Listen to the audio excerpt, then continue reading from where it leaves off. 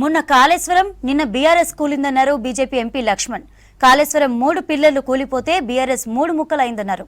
రాష్ట్ర ప్రభుత్వం కాళేశ్వరం ప్రాజెక్టు అవినీతి కేసు విషయంలో కేంద్రానికి లేఖ రాసిందని చెప్పారు లక్ష్మణ్. సీబీఐతో దర్యాప్తు కోరిన రాష్ట్ర ప్రభుత్వ నిర్ణయాన్ని స్వాగతిస్తున్నామన్నారు. 22 నెలల నుంచి సీఎం రేవంత్ రెడ్డి ఎందుకు కార్యయాపన చేశారో తెలంగాణ ప్రజలకు జవాబు చెప్పాలని డిమాండ్ చేశారు ఎంపీ లక్ష్మణ్. పీసీసీ ప్రెసిడెంట్ గా ఉన్న సమయంలో తన దగ్గర ఆధారాలున్నాయని చెప్పిన రేవంత్ రెడ్డి ఇప్పుడు సీబీఐకి ఆ ఆధారాలు ఇచ్చి విచారణకు సహకరించాలని కోరారు.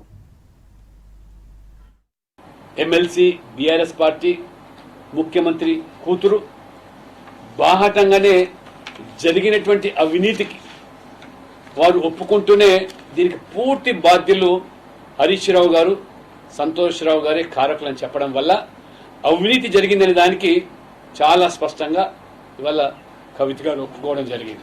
మొన్న కాళేశ్వరం కూలింది, నిన్న బీఆర్ఎస్ కూలింది. కాళేశ్వరం ప్రాజెక్టులో మేడిగడ్డలో 3 పిల్లర్లు కుంగిపోతే ఇప్పుడు బీఆర్ఎస్ పార్టీ 3 ముక్కల పరిస్థితికి వచ్చింది. అవినీతికి ఆనకొండాలని చెప్పి వాళ్ళిద్దరిని కూడా హరీష్ రావు గారిని, సంతోష్ రావు గారిని వారు ప్రస్తావించారు. దీన్ని బట్టి చూస్తే తెలంగాణ మరి సాధన అనేది నీళ్లు నిధులు నియామకాలు.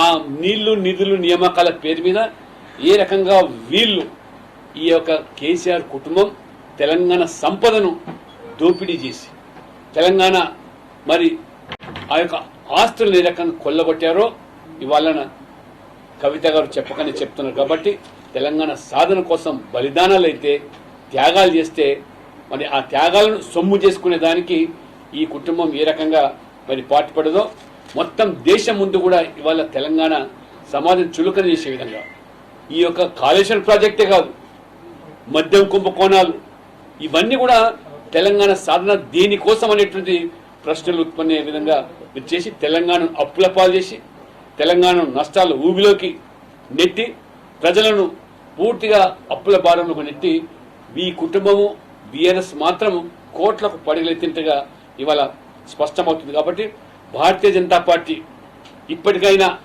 రేవంత్ రెడ్డి గారు మీ దగ్గర ఉండే ఆధారాలు సిబిఐకి పూర్తిగా మీరు అందజేసి నిష్పక్షపాత వైఖరికి విచారణ జరిగేదానికి దోషులకు కఠినంగా శిక్ష విధంగా పడే విధంగా భవిష్యత్తులో అధికారులు కానివ్వండి, కాంట్రాక్టులు కానివ్వండి, రాజకీయ నాయకులు కానివ్వండి ఇటువంటి అవినీతి ఆనకొండలుగా మారకుండా దానికి ఈ యొక్క దర్యాప్తు జరగాలి.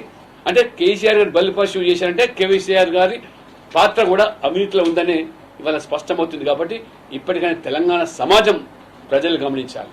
కాబట్టి ఇప్పటికి కూడా కాంగ్రెస్ బీఆర్ఎస్ ఈ 2 మరి ఆ రకంగా తెలంగాణ ప్రజలను ఈ యొక్క అవినీతి నుంచి ఆ దోషులను కఠినంగా శిక్షించకపోతే ఖచ్చితంగా బీఆర్ఎస్ చేసిన పాపాలకు ఇవాళ కాంగ్రెస్ పార్టీ జాప్యం వల్ల కాంగ్రెస్ యొక్క మరి వాళ్ళు ముక్కుమ్మక్కైతే బీఆర్ఎస్ పట్టిన గతే కాంగ్రెస్ కూడా పడుతుందని చెప్పి కూడా హెచ్చరిస్తూ ఆ అవినీతిలో పాత్ర హరీష్ రావుది మరి అదే రకంగా సంతోషం ఉందని, ఎందుకంటే ప్రభుత్వంలో ఒక భాగస్వామిగా ఉన్నటువంటి ఒక ప్రజాప్రతినిధిగా ఎమ్మెల్సీగా 10 సంవత్సరాలు ఎంపీగా ఉన్నారు, ఎమ్మెల్సీగా ఉన్నారు, ముఖ్యమంత్రి కోసం అన్ని విషయాలు తెలుసు. కాబట్టి అవసరమైతే మరి వీరి దగ్గర ఉన్న సమాచారాన్ని కూడా సేకరించి సిబిఐకి సమర్పించాల్సిన బాధ్యత